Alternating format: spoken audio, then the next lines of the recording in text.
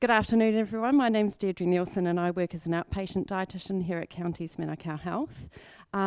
Just to give you a little bit of my background and experience, I've got an interest and experience in diabetes and obesity management and also nutrition during pregnancy. And the title of my study is The Development and Evaluation of a Nutrition Training Program for Community Health Workers.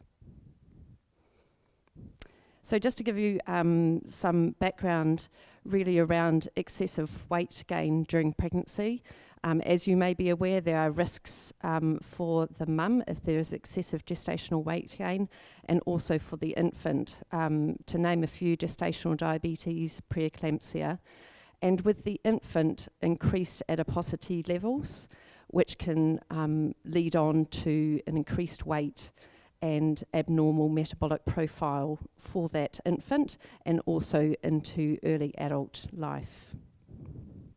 And we know from the literature that if we limit gestational weight gain, then this can reduce the health risks to mum and to the baby.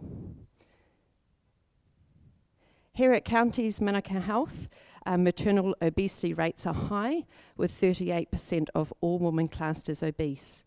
In recognition of the high obesity rates, the Maternal Quality and Safety Program annual report from 2013 recommended training up community health workers in nutrition to educate women that are at risk, so women who are obese and pregnant. 2 years later, we had some very good news. We had funding for the Healthy Mums and Babies trial, which is the HUMBA trial, with the aim of limiting gestational weight gain. And a nutrition training program was developed and delivered to 3 community health workers to enable them to deliver the nutrition intervention. And the purpose of this study was to evaluate the effectiveness of the nutrition training program. So I'll briefly explain what we did and some of the highlights from my research.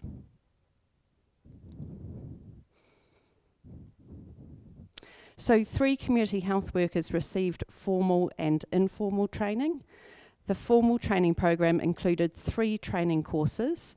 Firstly, the Certificate in Pacific Nutrition, or CPN, and this looks at different types of food and the effect of different foods on health outcomes.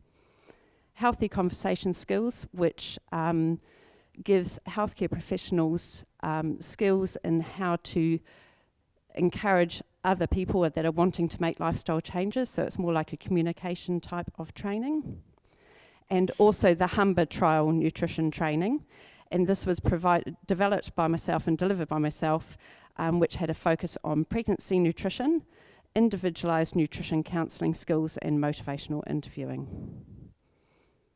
The informal training was delivered over a longer period of time, over a 21-month period, which was for the majority of the HUMBA trial, and this included fortnightly continuing education sessions, HUMBA participant case note reviews, and competency assessments. So as the dietitian, I would go out with the community health worker and shadow a visit to the mum. The framework that was used to evaluate the nutrition training program was Kirkpatrick's model. Kirkpatrick's model is based on 4 levels of evaluation: level 1 reaction, level 2 learning, level 3 behaviour, and level 4 results. So I'm just going to go through some of the tools that were developed for each of those levels. A mixed methods approach was used for the study, which allowed for collection of quantitative and qualitative data. And the predominant tool that was developed was a semi-structured questionnaire that was used across the first 3 levels: in reaction, in learning, and also for behaviour. And each community health worker was interviewed by myself. In addition to this, a nutrition knowledge test was used to assess the community health workers' pre-training and also post-training nutrition knowledge. A nutrition education competency assessment tool, that's a bit of a mouthful, was used to assess the community health workers' competency in delivering the nutrition education to women, and also a HUMBA participants survey. Data were analysed using various different methods, including thematic analysis, categorisation of the Likert scores, and competency assessment, progression or regression, and percentage scores. So moving on to the key highlights of the results, starting with the community health workers' reaction to the training. This slide shows the quantitative results of the community health workers' level of satisfaction of the 3 different training courses. This was rated on a scale of 0 to 10, 10 being the most satisfied, extremely satisfied, 0 being not satisfied at all. And what this slide shows is that the CPM, or Certificate in Pacific Training, and also the Humber Nutrition Training had the overall highest median result of 8 out of 10, and that Healthy Conversations was lower with a 5 out of 10. The qualitative themes provided some explanations around the variation in the satisfaction scores, but due to time restraints today, I don't have time to go into very much depth about these themes, but there were 4 themes that were developed from the qualitative analysis, which were prior learning, current learning, future application, and evaluation. So looking at level 2 of Kirkpatrick's model, learning, which in this slide it focuses on the knowledge, and this was assessed for the Certificate in Pacific Nutrition Training. The test was administered at the start of Module 1 and Module 2, and then also at the end of each module, the same test. And the results showed that all the community health workers had an increase in knowledge, which you can see here for Module 1 and also for Module 2.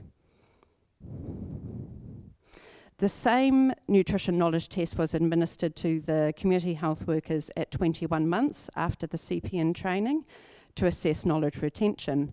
And as you can see here in this one here, in Module 1 there was a decrease in nutrition knowledge for all community health workers, but 2 of the community health workers had a higher score in comparison to the pre-module test, and 1 community health worker had a lower score. In Module 2 at 21 months, there was also another decrease in nutrition knowledge for 2 community health workers and a slight increase for 1 of the community health workers. But all 3 community health workers had a higher knowledge score in comparison to the in comparison to this pre-module test score. So it's likely that the community health workers had a better retention of their knowledge at Module 2 because they were using this education on a daily basis.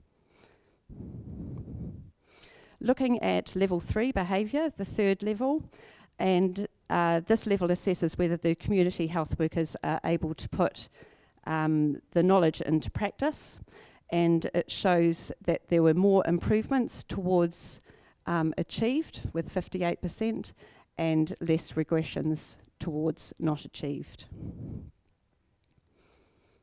And lastly, looking at level 4, which is results, what did the mums say about their experience with the community health workers? So 96 women responded to the questionnaire. 99% of the women said that they would recommend the community health visits to a friend. 93% of the women said that the lifestyle education helped them to eat healthily, and 72% of the Humber mums said the lifestyle education helped them to become more physically active. So in conclusion, the training program wasn't effective in enabling community health workers to deliver an evidence-based lifestyle intervention to the Humber participants. The formal and the informal training program could be a suitable nutrition training package for community health workers in the future. There were a number of recommendations, and I've just picked out sort of the highlighted ones from my thesis. So to consider doing a pre-training needs assessment, and also to integrate the different curriculums of nutrition knowledge, but also how to communicate that nutrition knowledge, whereas it was separated out into the 3 different courses. And also to have knowledge tests over all the different training courses, because it was just for the CPN course, and also to redesign the competency assessment tool which there needs to be more research done about that as well. Just a few acknowledgements to my supervisors and to the scholarships that I received. Thank you.